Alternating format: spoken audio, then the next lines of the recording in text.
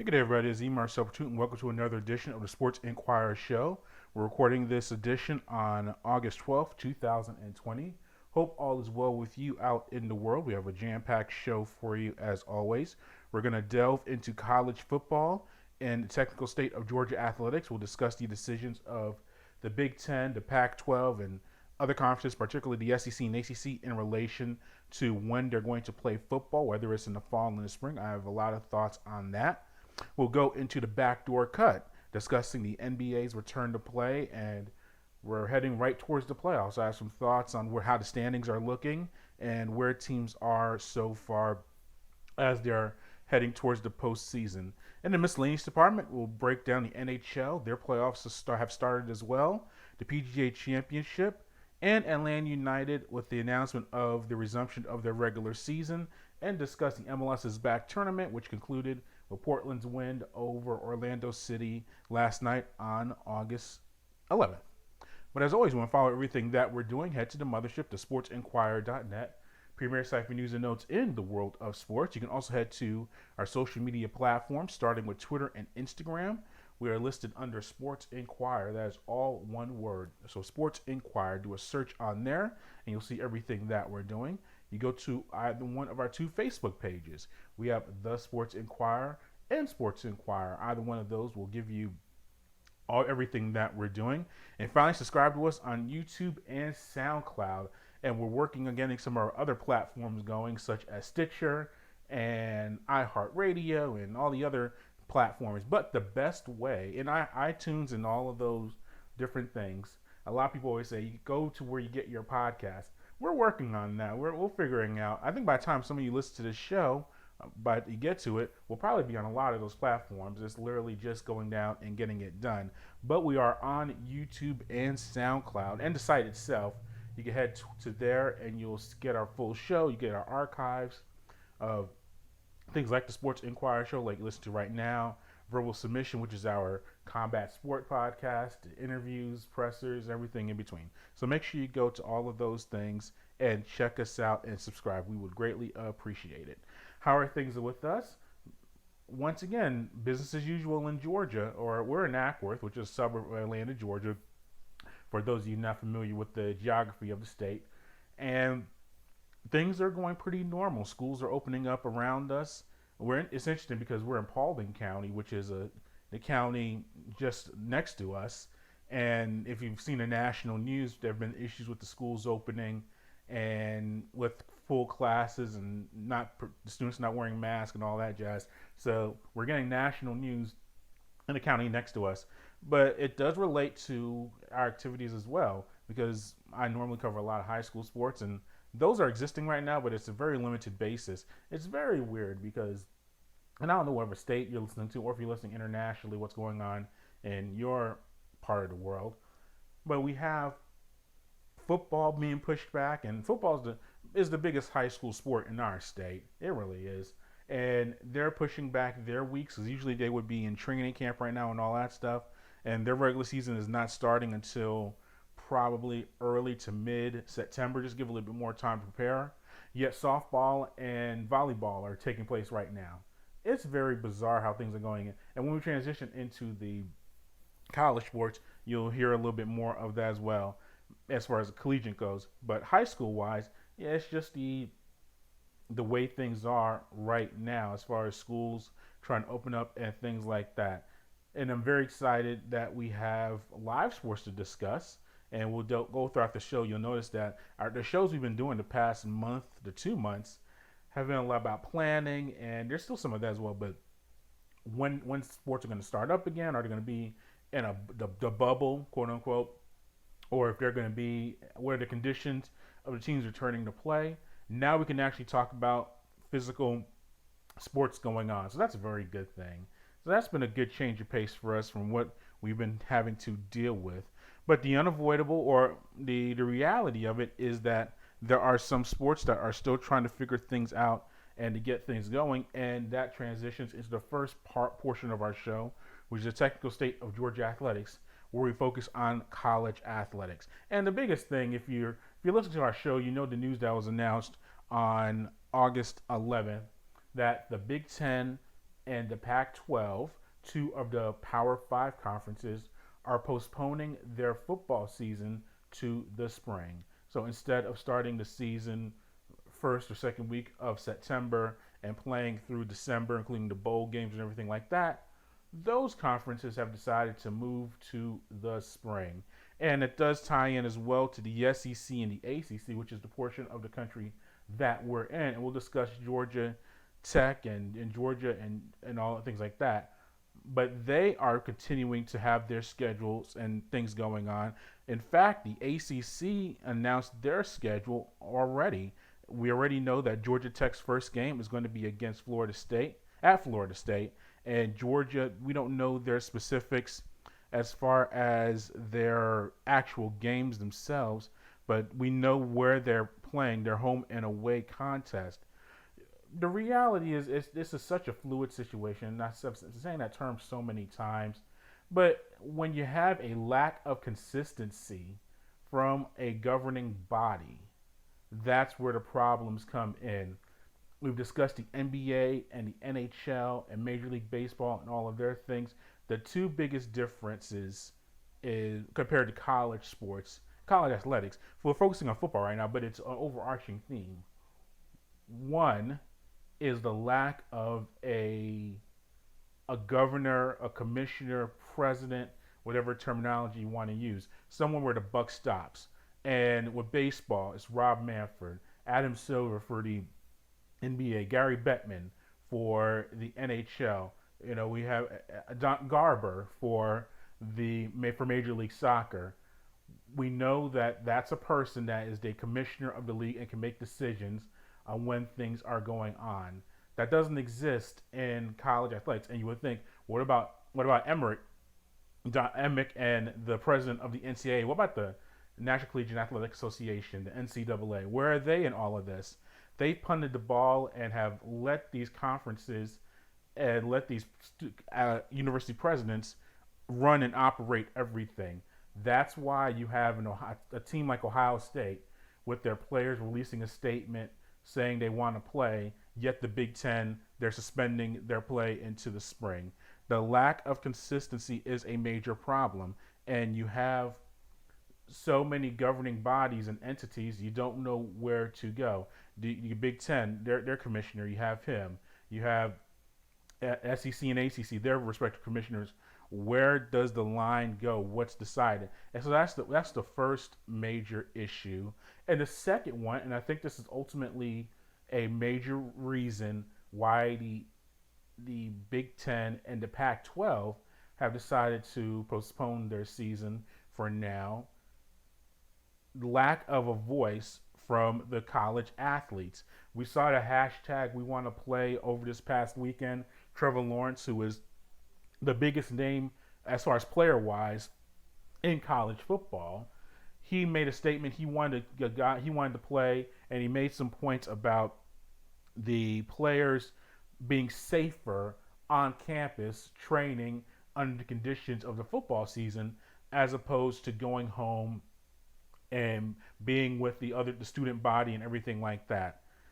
Fair points, fair perspective, but the lack of a union to talk about all this. And when MLS was going through their negotiations with MLS's back, from Atlanta United, we knew to go to Geoff Larenowitz. He's or Brad Guzan. Those guys are kind of the player representatives as far as negotiations go. You know, at Major League Baseball, each team with the union, you can go to the Tony Clark.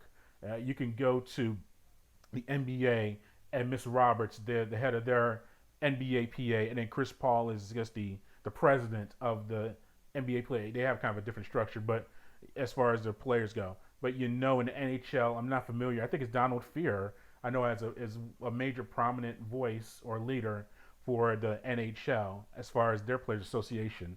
So you have a labor, and we know unions and their strikes and lockouts and all that stuff, and that becomes a nuisance as a fan or supporter of a team because you just want to see the guys play. You don't want to hear the nuances of it. But with that, though, you have representation, you have organized structure of how things are going.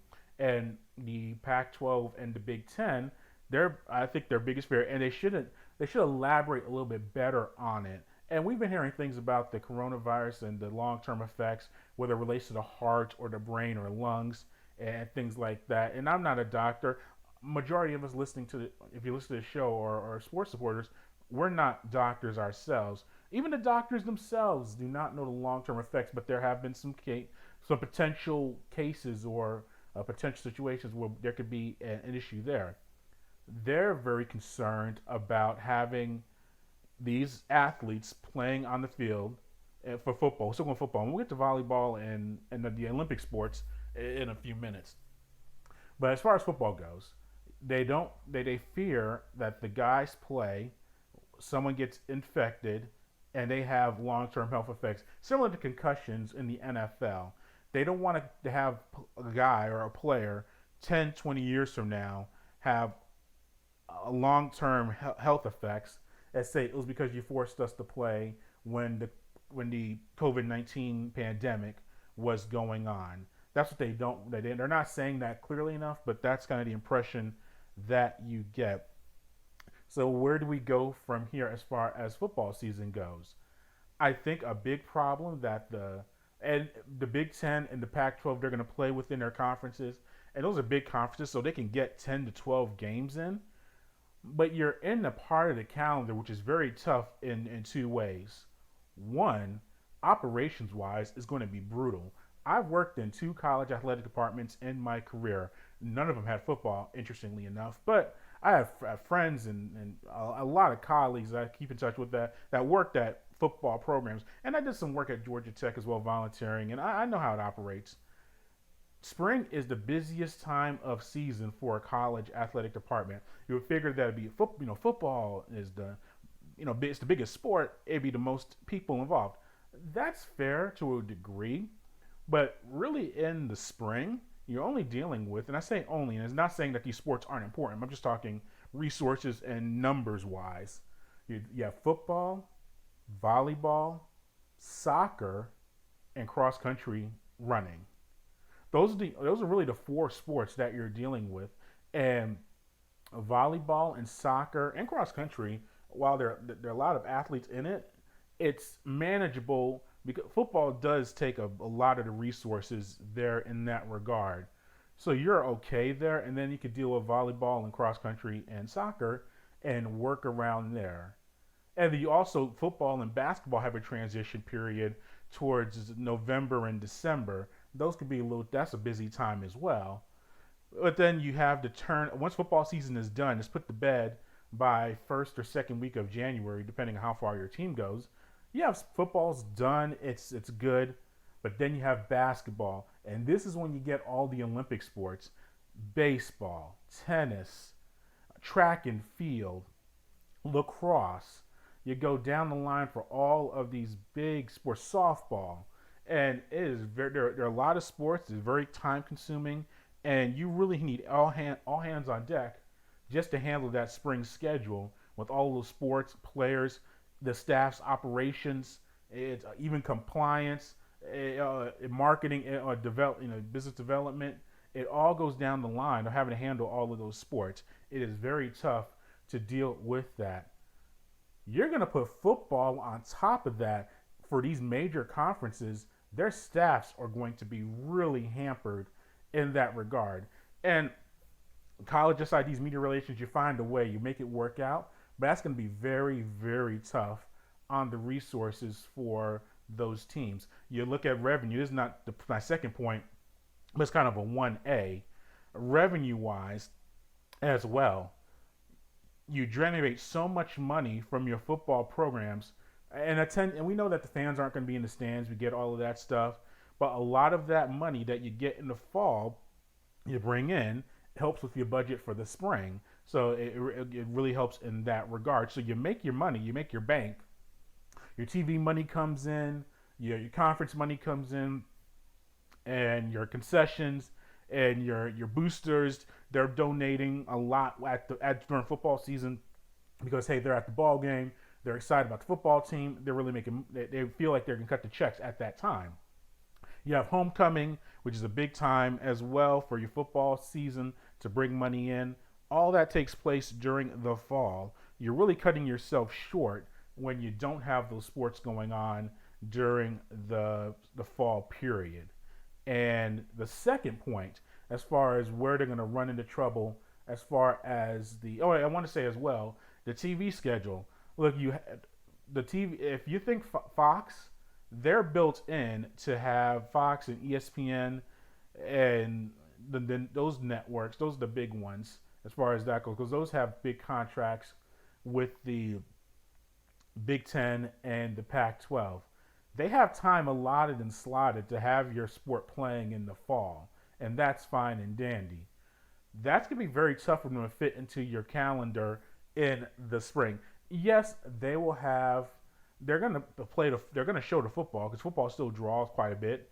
But you don't be surprised you start seeing Tuesday and Wednesday games in the Big Ten just to fit into the sports calendar. And TV runs all of this stuff. So that's one thing. And then the second thing, the actual on the field stuff. If I'm a first round pick, and whether I'm a senior or I'm junior eligible, we'll just say Justin Fields, because he's probably the top prospect in the Big Ten, the Ohio State quarterback. He's going to be draft eligible after this season.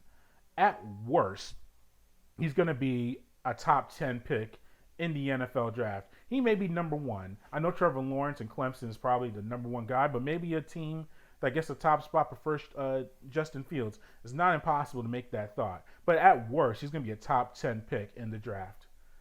Why would he play a full hard season starting in February, if they can get that done, February through April, have to turn around, do a combine? He's not going to probably do the combine, but you get the idea. Having to deal with combine, he's going to go to Indianapolis and get weighed and all that stuff, and interviews and all that, and deal with that. Then have to go through the draft, turn around with the mini camp, all within a calendar, and then go through a hard summer, and then start playing football games in August. It is a rough deal for him and a lot of guys that are going to try to go into the NFL. And then even for the players that are coming back, freshmen and sophomores, if you're going to talk about player safety and the importance of making sure that they're good, how do you have them playing, in essence, 2 football seasons within 1 calendar year? As I said, you go from February through April or May, whatever their schedule is. They're going to have to go right into go into summer training. And summer training is brutal, too. Those guys work hours per day. It's not like they're sitting on the beach or sitting in their dorm room playing video games. It is hard work. So you're going to have them training all through the summer and then go into a fall camp and turn around and start playing again in August or September of 2021. That's very, very bad. That's why I think that if you postpone the season, like these 2 conferences are, and I have to include as well, like the Mountain West and the MAC. We're just talking about the Power Fives, but those conferences they're in the same boat in that regard. You postpone the season all the way to that time. How can you say about safety when you're going to have the guys play maybe up to 24 games or 20 games, whatever the number is, within a calendar year with a short off season? Yet you're talking about the safety and concern of the players. I think that's contradictory or counterintuitive, or what I'm trying to say. It doesn't go with the message and the reality don't flow together in that regard. And as I said, that's what the problem is when you're trying to do a spring schedule for a fall sport. And I said there's just no continuity in where all of these teams are going. I don't think the problem is finding games. And I don't think you'll see a Nebraska or Ohio State or Michigan try to break away from the Big Ten and try to play some games in the fall. I don't think that's going to happen. One, I think they do. They need the conferences. They all need to stick together. Michigan does need Ohio State to play, and they need Ohio State, and they also need a lower tiered Big Ten team. I hate to pick on you, but I'll say like a Northwestern or a Rutgers or a Maryland. They all need each other for the schedule. So they're not going to break away from that, not only in football, but all the other sports as well. They need each other for games and for conference organization and things like that. And you're not going to have a true national champion this year. I don't think you're going to have. You may have a Heisman. They may wait until the spring after those teams play and all that stuff. We're in uncharted territory, and we're playing in bubbles or in isolated places for the NBA and NHL. We just have to accept the realities of it. But we also have teams like Georgia Tech here in the ACC country in Atlanta. They're continuing on with their season. As I stated earlier, they announced their schedule. And before we get to the schedule, let's hear from head coach Geoff Collins on the team being creative with their training practices as they prepare for now for a 2020 fall season. The teams that can be innovative, the teams that can be creative, the teams that can think outside of the box are going to be the ones that are successful. And that's what we're trying to do every single day, even when our guys are away from us. Lou Corral, our head strength coach, went viral probably 8 to 10 times with his workouts and the things that he was providing for our players, the motivation that we do to keep our guys engaged. And I just think it goes back to the relationships, the trust, the love that you have for your guys. It really helps in situations that are unique. You know, when you get thrown some curveballs and, you know, you're in a situation that nobody's ever been in before, having that trust factor, the love and the care factor pays dividends so that the guys make sure that they're doing what they're supposed to do. The coaching staff is doing what they're supposed to do to develop every single day. But yes, I am the creative piece and the thinking outside the box piece. I'm blessed to have a young, innovating coaching staff that really helps me do that and connect with the guys. And that was Geoff Collins, head coach of Georgia Tech, discussing being creative with the training. And defensive coordinator Andrew Thacker, he discussed it as well with the media, how he's had to adjust his schedule and make things go. So here is DC Andrew Thatcher for Georgia Tech. Hard is I don't know if it's hard, but it's just different. Everything's different. Everything's unprecedented. We're going through great strides to think about how we've done everything our entire lives and put the guys in the best position for the health and safety. The first week through the OTAs was a good opportunity for us to kind of test things, and we erred on safety. We erred on keeping masks up. We erred on distance. We literally have circles out here at practice to show what 6 feet apart looks like. I'm coaching about how far people are apart in between periods more than I am doing football scheme at times. So it's just us unprecedented. We're figuring it out. Obviously, we had the 9 days to do the OTAs, and then to err on the side of caution, err on the side of slower pace and teaching and pedagogy. Now we're getting to day 2 of camp, and then we're constantly trying to perfect what those are. So apologize, I don't have like the perfect example for you, but everything's different. Everything's different. You've got to be careful about the way in which we think. We're trying to be cutting edge and think of different ways, but I certainly guarantee you we're mindful of how we're coaching, how we're teaching, how we're drilling everything. And that was Andrew Thacker discussing the schedule, or discussing training, and the schedule is unique. They do have one non-conference game against Central Florida, September 19th at Bobby Dodd Stadium, and they also host Notre Dame. Now, Notre Dame, normally we know they're independent in all that regard, but about 2 years ago, they did the signing of at least 4 ACC games on their schedule for football. Now, all the other sports play in the ACC, like basketball, tennis, soccer, they're all ACC. Those are ACC teams, and football has been the outlier. But now they're playing a full ACC schedule and have the opportunity to be a conference champion. And now, as Geoff Collins discussing, not only the all ACC schedule, except for that Central Florida contest, and Notre Dame being in there as well. So here is Coach Collins from Georgia Tech discussing that scenario. Back to the question, as we've been going through the summer, every Wednesday we've been meeting as an ACC head coaches group. Every week we've been meeting as a Georgia Tech head coaches group. So the variables and the different possibilities that have been floated throughout the summer, you know, we've just tried to just keep going with what we can control, keeping a level head about us, making sure we're the best team we can possibly be in every phase as we go to the next thing. And, you know, so here's the schedule. Here's what it is. let's go and, make the most of it.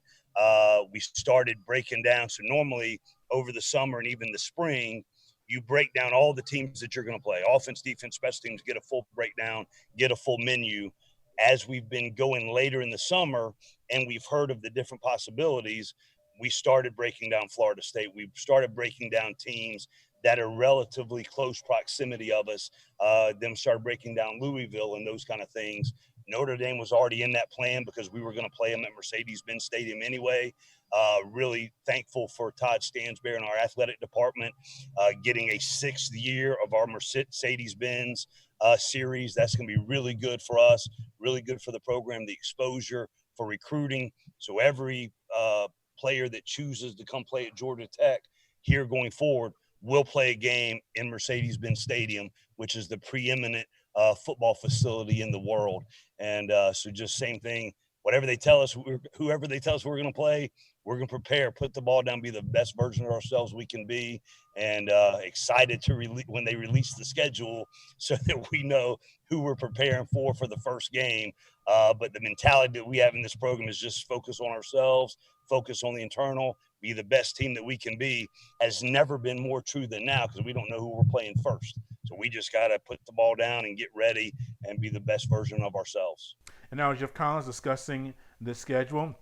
Unfortunately, with the schedule, there is no Georgia Tech game this year, and I'm confused by that as well. And same deal with Florida and Florida State, South Carolina, Clemson, Iowa State, and it's because the Big 12 right now is going to play a season. How do you have these guys traveling all the way around the country? I mean, look at Georgia Tech's schedule. They're going to Syracuse, and they're going to Boston College. Too far. Those too far flights and travels.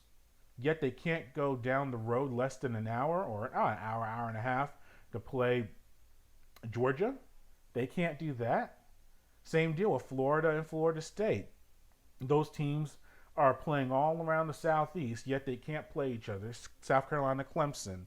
And it's just a very odd scenario that you have that going on. Here is Geoff Collins discussing not having a Georgia game for the first time in a very, very long time. It's one of the biggest pieces. That was one of the first things that, crossed my mind, that I hate that the seniors that have laid the foundation for this program and all the success that we're going to have aren't going to get to play our in-state rivalry that's 72 miles outside of Atlanta.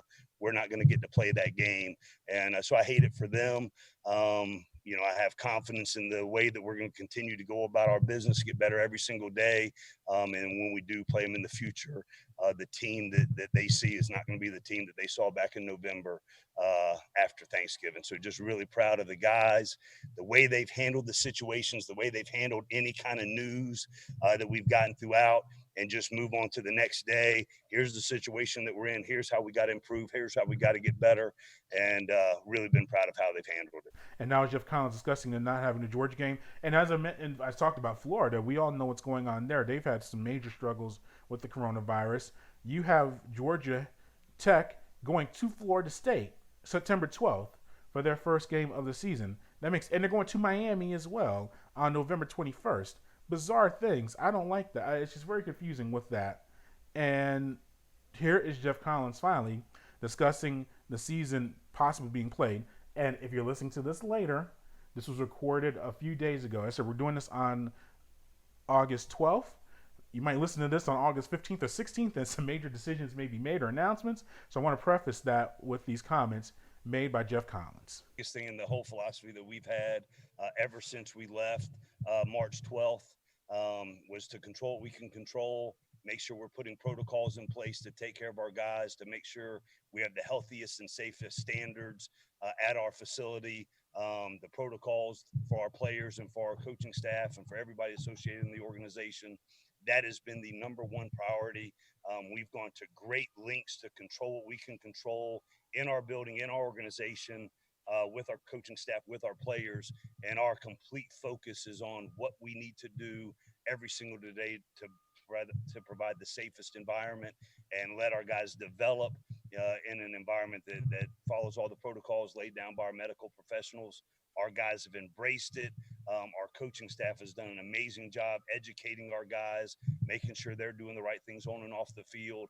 And we've got a lot of guys that got a lot of experience last year and have matured in this program that understand that every decision that we make on and off the field affects everybody else in the organization. And that's never been more true than it is today. And we will continue to do that, keep being updated by our medical professionals, the CDC, the guidelines that are released by the medical professionals in our community and in the ACC and the NCAA. And we will make sure every single day we stress to a safe environment for our guys to continue to develop. And now with Geoff Collins discussing the team and possibly and the confidence of having a season. Georgia's in the same scenario. We know they're home and aways and what they're trying to do. They haven't announced their actual schedule yet in the dates, so can't really analyze that too much. Georgia State transitioning to the Sun Belt Conference. They still, at this moment, intend to have a 12-game schedule. Georgia State opens at home on September 3rd against Murray State. So they are still trying to have their full season going. Let's hear from head coach Shawn Elliott on starting practice and preparing for the potential upcoming season. Elements and go out there and to run and catch and do a lot of different things and to be back on the football field participating in football related fundamental drills. It was really good for us. You can tell that we've been off that field for quite a long time. Not really been able to throw and catch over the summer like we normally do. But we got a ways to go. But I think everybody was thrilled to be out there running and playing the game of football. And that was Geoff Collins discussing the potential upcoming season for Georgia State. And we also discussed or talked with them about the practice conditions and what the team is going through and having to deal with that. So here is Shawn Elliott, head coach of Georgia State, discussing the practice conditions and what they're going through. There's so many guidelines now as us coaches and players and meetings. Everything's different. It's I'm not going to sit here and paint you a picture and say it's the greatest thing ever. I mean, because it's really not. I've got to wear a shield. I've got a mask on out there practicing. That's difficult for me, but it's something we have to do and something we're going to continue to do. And, we're doing what we can as far as, distancing our players, but, we're practicing the game of football. So that's very, very hard. And, we all understand what we're up against right here. So we're trying to make it the best we can. All right, and that was Shawn Elliott discussing the practice schedule and what they're trying to deal with. Now, the Big South, which is where Kennesaw State the conference Kennesaw State plays in, they have postponed their fall schedule until the calendar year. This as far as the technical state of Georgia athletics. We focus so much on football, and understandably so, but you do have to feel bad also for the volleyball teams, the soccer teams, and cross country, those Olympic sports. And those conferences, Big Ten and Pac-12, they have national championship contenders in each of those sports. They are perennial strong teams in that regard. And that elimination of play is very, very tough. And once again, they're big conferences, so they can probably do some home and aways, but they're not going to be involved in their national championships or the NCAA tournaments of those sports. If you're a Pac-12 team, let's say Stanford, a team that's perennially a top 5 volleyball team, you're not going to be participating for a national championship this year. That's very bad. You look at, same deal with the soccer teams. If you're a strong Pac, we'll keep with Stanford. We're on that thing. They're very good in all the Olympic sports. But say you're UCLA, a soccer team, which they have some strong teams, and you're not going to be able to participate or continue for a soccer championship. Now you may have a schedule in the spring, but what sense is that if you're not going to be able to compete for a national championship? Because football, they're not going to wait until, and neither is volleyball or soccer or cross country. They're not going to reschedule their national championships. Those tournaments are going to still go on. They're still going to happen. Now, I know Division 2 and Division 3, They said that I don't think we're going to have fall championships, but NCAA for Division One, they're going to try to find a way to have championships. So if you're a Pac-12 team, volleyball, and you have high expectations this year to be a national title contender, or even to be a tournament team, just to have the opportunity to play in the NCAA tournament, that's not happening. Now you can have your stuff in the spring, and you can crown a conference champion, and that's respectable. That's something to not ignore. But if you want to compete on a national level, that's done. So that's very as we speak right now. So you feel for those players and those athletes and coaches as well. It's very tough. What's going on there? Are we going to transition to the backdoor cut and discuss the NBA as we move it along here? Thoughts on the NBA and what we've been seeing from them and their bubble. I think it's been interesting seeing these games. I think it's very good as well. And we'll get to one team in particular and a player that have very benefited from the time slots. Is not We're not staying up, at least in the East Coast, but tip-offs at 10:30 at night. I said, I'm not old. I'm 39. I'm not an old man, but once it gets to 10:30, 11 o'clock, it's bedtime for me, for the most part. So staying up to watch those Kings and Warriors games or Clippers and Trailblazers, those are very tough to see or stay up. The good part is we've had a lot of these games played at 6 o'clock at night, 9 o'clock, and the latest tip-offs have been around 9 o'clock. So all of these West Coast teams that would have not gotten a lot of eyes on them are starting to get that going. I think health wise, it's been very good. I think we've had too many positive tests over the past few weeks. So they've done a pretty solid job in that regard. I've been surprised by the strong style of play. I thought there'd be some clunkers and some struggles. Now, some teams have struggled quite a bit, but overall, the players have been playing well and a lot of energy. So I think the overall impressions of it have been good. I think that it helps in a way. Two things playing in that scenario helps the players. One, lack of travel. You're not getting. I know they travel first class or charter. They're not in the. I always joke. They're not in the middle seat of a Southwest flight going from Los Angeles to Milwaukee. So they're not struggling in that regard. But travel is travel, and getting on all those late flights and all those things. They have a routine. They have a schedule. So I think that helps with the quality of play and the lack of travel. They're well rested. They don't have to put their legs and put their bodies through all that stuff.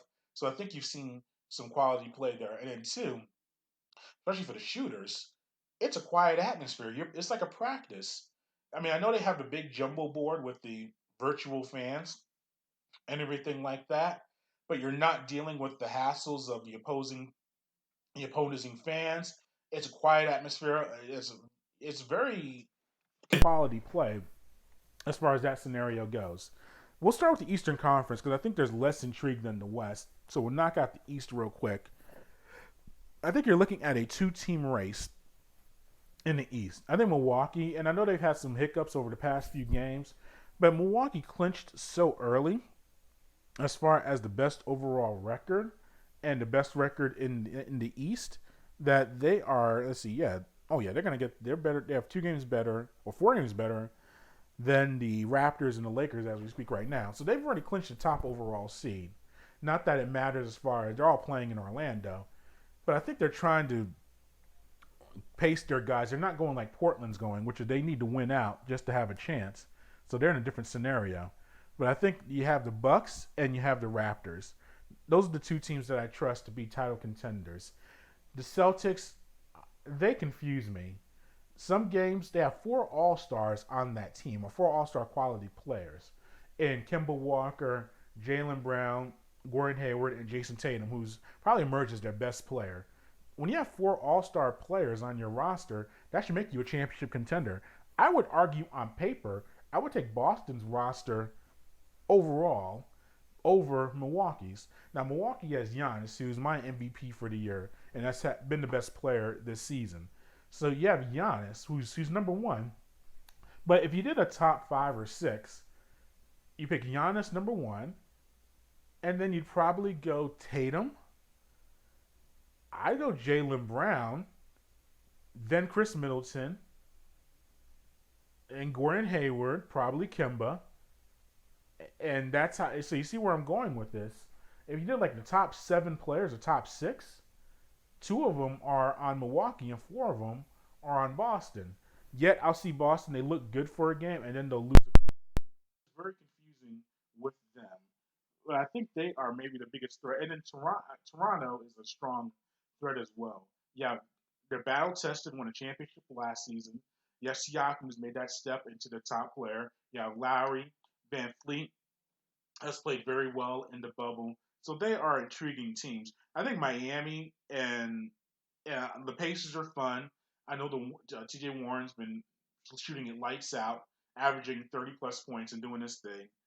Sixers, they're struggling. Ben Simmons being out for the rest of the playoffs, that's not good for them. I don't see Philadelphia going too far. And the Nets in Orlando, I think they're just taking up space for the Eastern Conference. As far as the West goes, yeah, very intrigued. Every team kind of has an underlying storyline. Let's start with the top 2 teams in the Lakers and the Clippers. And I think ultimately that's where it's going to end up being in the conference finals. I think the Lakers, we'll get to Portland in a moment because they've been maybe, them and Phoenix have been the stories, I think, of the entire NBA restart. You look at the Lakers and what they're trying to do, I think the biggest problem with them, and they still have the best record in the West, so there's not like I say problems, but it's all relative. You have LeBron James and Anthony Davis, guys who are at best kind of inside out, but a lot more inside at this stage of their careers. And you have a lack of shooters. When we've seen LeBron James teams at their best, we've seen him handle the ball a lot, do his thing, and have a lot of shooters around him. He could drive and dish. He could draw double teams and go to and get guys that get outside shots. Now LeBron's going to get his because he's LeBron. He's a great player, all time great. But the other guys supplement him with the shooting and things along those lines. You look at Kuzma, you look at some of the other guys on the team, they're not a strong shooting team. Anthony Davis, he shoots well for a 7-footer, but he's a perimeter trying to shoot like a shooting guard. That's not his game.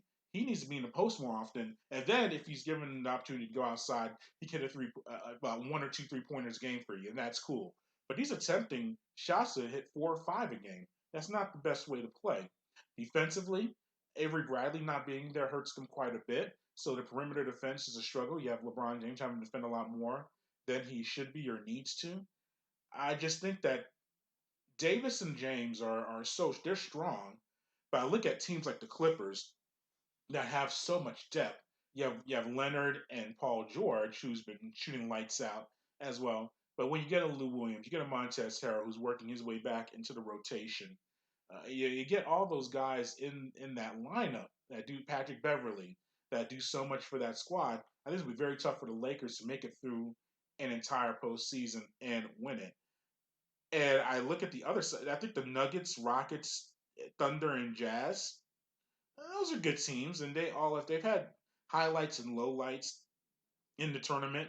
I think Westbrook and Harden have been benefited greatly from that rest over the past. Now that you don't want to have the rest under these circumstances, but we've seen in the past them to get worn down by the time the playoffs come around.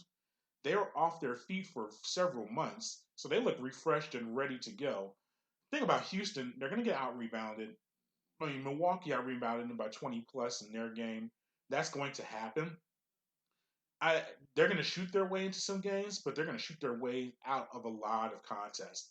But so to win a championship, and so the thing is, they can shoot well for 2 or 3 games, but then they can go 2 or 3 games where they're not shooting well, and to beat any team 4 out of 7 times, I gotta see some more consistency with their scoring, and that's where I think they're going to struggle. I look at the bottom of the conference or bottom of the playoffs.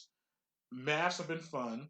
The Luca and Porzingis combination looks like they're going to be a major threat over the next few years. Their games complement each other so much, especially with Porzingis, who's averaging the 30 points is nice, but when you see him getting close to 10 rebounds a contest, that's a very good thing. That allows him to go inside and be a big contributor to the game.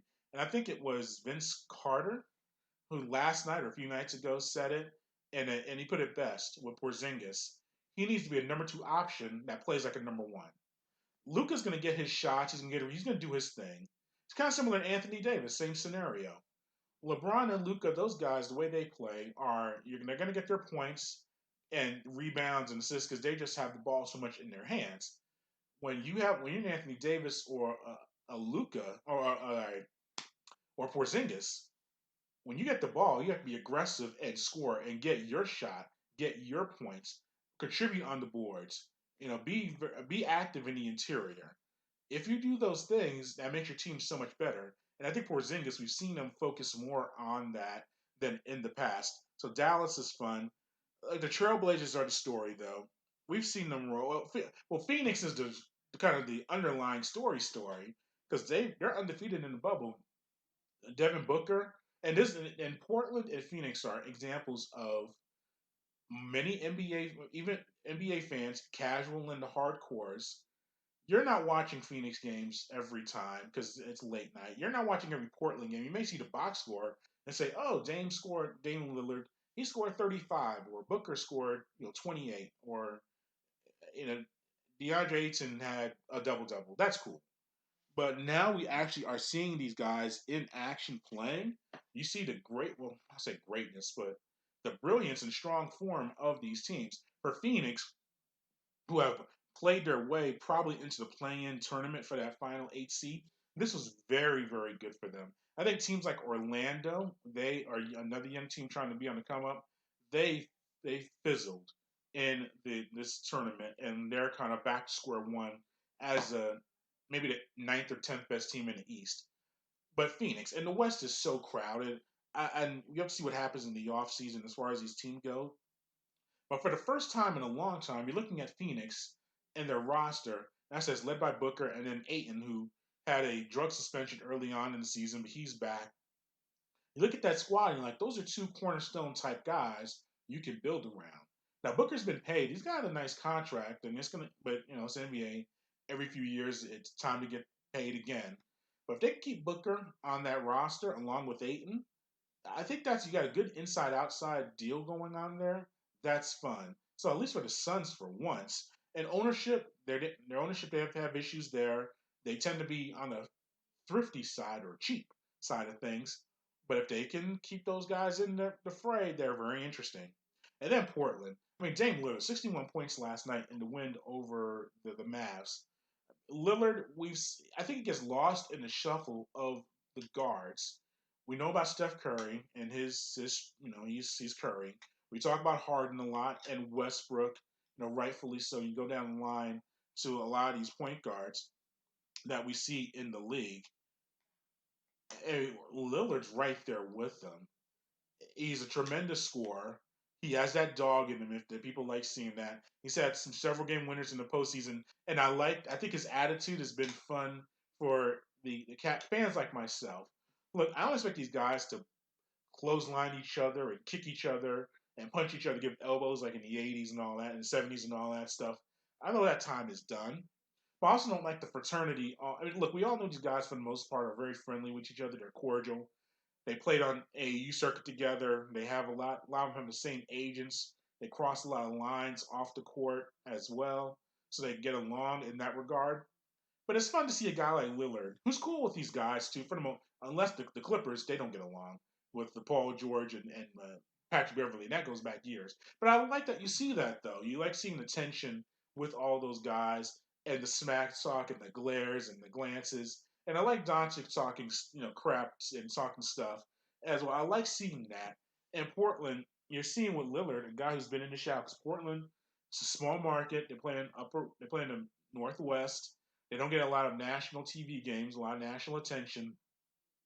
And you're seeing a guy, Lillard, it's kind of hard to say he's having a breakout when the guy's been a perennial all-star throughout his career. But it's been fun seeing that develop.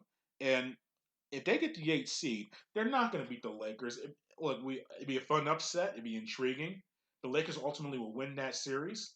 But Lillard is they're like the Rockets in a way.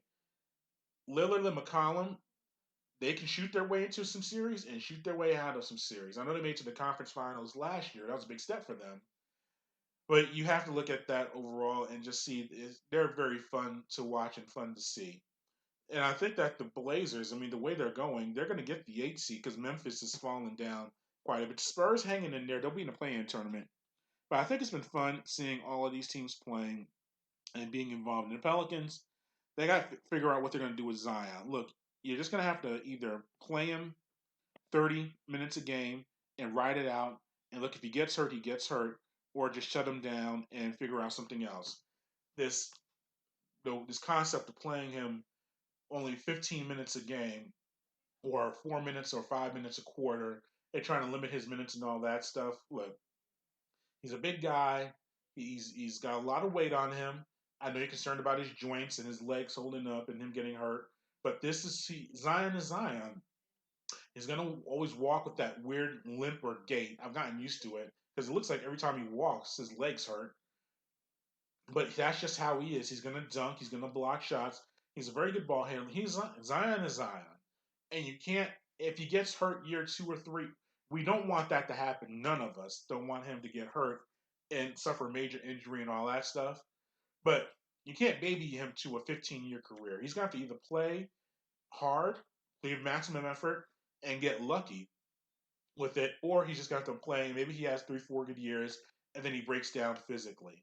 Now he could do his part as well, as far as weight-wise and conditioning, because he has struggled in that regard. And that's it. You can see him being tired, and you can see his body that he's a little heavier than he should be. I'm saying for a pro athlete, not in life. He is who he is.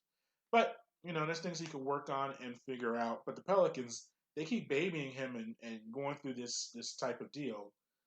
Just play the guy and see what happens in that way. And then finally, to wrap up the show, let's go to Miscellaneous Department. NHL Playoffs have been fun to watch, or the play-in tournaments and everything like that. I think what they're hurt with is they lost 3 major players / franchises with their play-in tournaments. You lost Edmondson and Connor McDavid, arguably the best player in the league and a major market in Edmonton. You lost the Pittsburgh and Sidney Crosby, who's the most recognizable name in the sport, when they lost their series in the first round. The Edmonton lost to Chicago, and then Carolina beat Pittsburgh. So you lost those guys. And there's a third one that I am blanking on right now. Oh, yes, Toronto, the Maple Leafs themselves. They lost to Columbus in the first round of the play-in tournament. Toronto is the biggest franchise in the NHL. As a New Yorker, I would love to say the Rangers are. New York is the biggest market, but as far as NHL goes, the biggest team are the Maple Leafs. And look at that team. They have Tavares, they have Austin Matthews, yet they find a way to come up short in the postseason once again. Shanahan's got to figure that out in that regard. So you lost 3 either major players or franchises in that regard. So that hurts a little bit. But you still have your major players in there. You have your Bostons, and they're playing right now. I have the TV off because I get distracted recording the show. But they couldn't play last night, their first game against Carolina, because we had 5 overtimes with the Columbus game against Tampa. And Tampa ultimately won the game 3-2 in 5 OTs. Look, here's the thing about overtime. And look, I remember one of the 5 overtime games, Pittsburgh and Philadelphia, the Keith Primo game. I was a freshman. It was year 2000. Year 2000. I was a freshman in college at Vanderbilt, and I turned down a party at the frat house. I forgot which. May have been Deke or the Kappas, one of them, so I could watch the game in 5 overtimes. The party wasn't that good anyway. I went afterwards. That's how you do. The game ended around 1 or 2 o'clock in the morning Eastern Standard West. I was in Nashville, so Central. That's the one I went to the party. I didn't miss too much. But point is, every time I see long overtime games, I think back to that moment. And as a 19-year-old, it was exciting and enthralling seeing those guys battle it out, and ultimately Primo scores to go for the Flyers.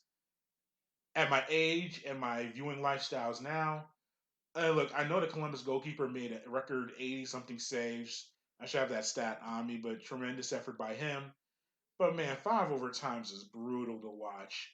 And I know, and you have your hardcore fans that like the grit of it. But I think after the first overtime period, you gotta go 4-4, open the game up a little bit more. It got to the point where you just saw guys dragging out there, just shooting the puck and trying to figure out. Now, the stamina was tremendous. Those guys, they weren't keeled over as they really should have been.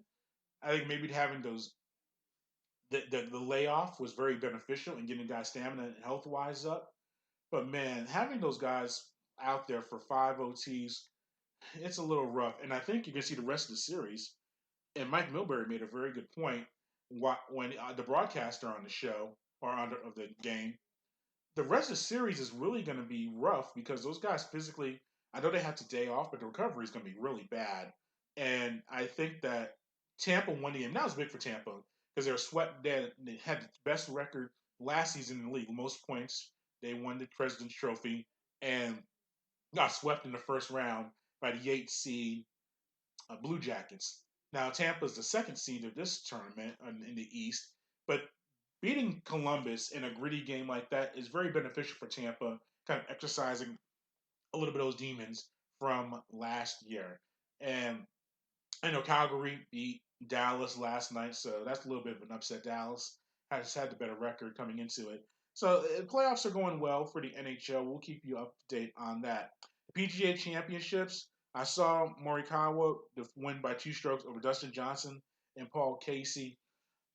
I'm not a big, if Tiger's not in the tournament, I'm not going to watch guy. But not having him in the mix is not fun. And not even having a Rory McIlroy in there, who I think is intriguing, got a little bit of personality. Koepka, he does nothing for me. Brian DeChambeau driving the ball 400 yards and having an attitude, he does nothing for me as well. I think that Dustin Johnson, he's a monotone guy as well. And these are all great players, and you have like Dustin, he's won a major and all that stuff, so that's fine and all. But I looked at that tournament, and it was fun seeing a lot of those guys 10 under par with about 3 to 4 holes to go. That was intriguing. And Morikawa made one of his best shots of his career on the 16th hole. Drove it right near the cup, got an eagle, and went up to 2 strokes, and ultimately kept that margin for the victory. And so, just watching the tournament, watching that final round, and so I'm not a big golf guy. I mean, I watch it because it's a major, and I can talk about it with you and all that stuff. But I thought it was a little underwhelming. I don't like the golf being taking place 7-8 p.m. Eastern Standard Time. And I sound like a grumpy old man with these time talk of all these sports. But I like my golf done by 5 or 6 or even earlier. That's why the Masters last year, when they started the final round early because of the impending weather going to Augusta, and that's when Tiger Woods won and everything like that. When they had tee times at 6 and 7 a.m. and they were done by 2 or 3 o'clock on Sunday afternoon, that was beautiful. Tournament was done. I was able to watch some other stuff or go about my day. And to be selfish, it messed with my 90 Day Fiance viewing. That's Sunday night prime video for me, or prime time. So I have to watch golf and 90 Day Fiance. No, that didn't work out for me. But all jokes aside, I thought the tournament was okay, and we'll see what happens as I go through the rest of the calendar. Atlanta United, they'll return to action August 22nd against Nashville. And what they're going to do now, they're going to face Inter Miami and Orlando City in home and homes through September 12th. The MLS teams, they're each going to play 18 regular season games, and they're going to try to get all those games in by decision day on November 8th, and then they'll start the playoffs beyond that. Now, Dallas and Nashville, they're going to play 3 additional matches against each other because they have to make up for the regular season games that they missed with the coronavirus testing and them not being able to participate in the MLS is Back tournament, which ended last night with Portland earning a 2-1 win over Orlando City. Portland, I think, was the deserving team to win that event overall. Orlando was a nice story. You saw Nani. He had a very strong tournament for Orlando City. And it was big for Orlando because they've had some struggles over the past few years finding their footing in MLS. So to make a run to the finals, I think was good for them, and maybe they could transition that over into the regular season. Portland winning a trophy, and I know it's not the U.S. Open Cup or it's not the MLS Cup, but still it's a championship for them, and that's good for Portland because we saw them lose 2 years ago in the Cup final to Atlanta. We saw them lose in the playoffs last year. So Portland getting a win this season and qualifying for the Champions League in CONCACAF is very big news for them. So that was a very good tournament. We'll discuss Atlanta United a lot more our next few shows once we get back to the restart of the regular season. And that concludes today's show. Thanks for listening to our broadcast. As always, you want to follow everything that we're doing, head to sportsinquirer.net, and from there, links to our social media platforms, and you can follow all the stuff that we are doing. So until next time, good fight, good night, and be safe.